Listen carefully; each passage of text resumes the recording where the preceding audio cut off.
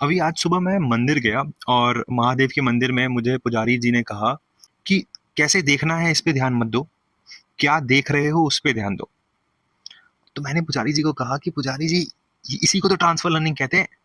वो तो नहीं समझे, तुम समझ लो। Transfer learning basically machine learning का एक बहुत ही बेहतरीन प्रोसीजर है जिससे हम मॉडल को बहुत ही मजेदार तरीके से रीयूज कर पाते हैं। सो बेसिकली मॉडल ट्रेनिंग बहुत ही लमसम डीप वर्क है जिसमें बहुत सारा मेहनत, कंप्यूटेशन, सब कुछ लगता है। तो जब हम मॉडल को ट्रेन करते हैं तो उसमें कुछ लेयर्स जो है वो बहुत ही जनरल चीज़ों के लिए ट्रेन होते हैं, जैसे कि जनरल एजेस, शेप्स और रिलेशनशिप्स के लिए। बाकी के जितने भी हैं वो किसी स्पेसिफिक काम के लिए होते हैं, पर जो जनरल के लिए हो रहे हैं वो बाद में रीयूज भी हो पाते हैं।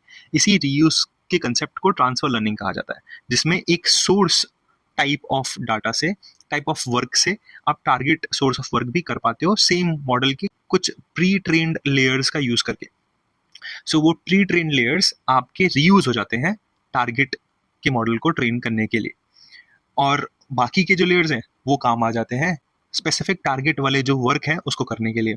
दो तरीके से होता है इसमें, हम फीचर एक्सट्रैक्शन का यूज़ करते हैं और फाइन ट्यूनिंग भी करते हैं।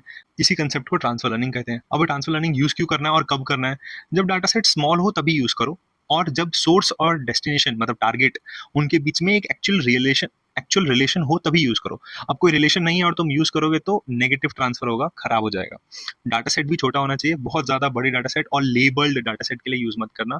अगर नॉन लेबल्ड डाटा सेट है तो कहीं ना कहीं यूज़ कर सकते हैं। और ट्रांसफर लर्निंग से बेनिफिट ये है कि ये फास्टर कंप्यूटेशन करता है, इससे जल्दी आप आउटपुट तक पहुंच पाते हो, और ओवर फिटिंग से भी बचाता है। आई होप तुम्हें समझ में आया, पुजारी जी को नहीं समझ में आया था ट्रांसफर लर्निंग।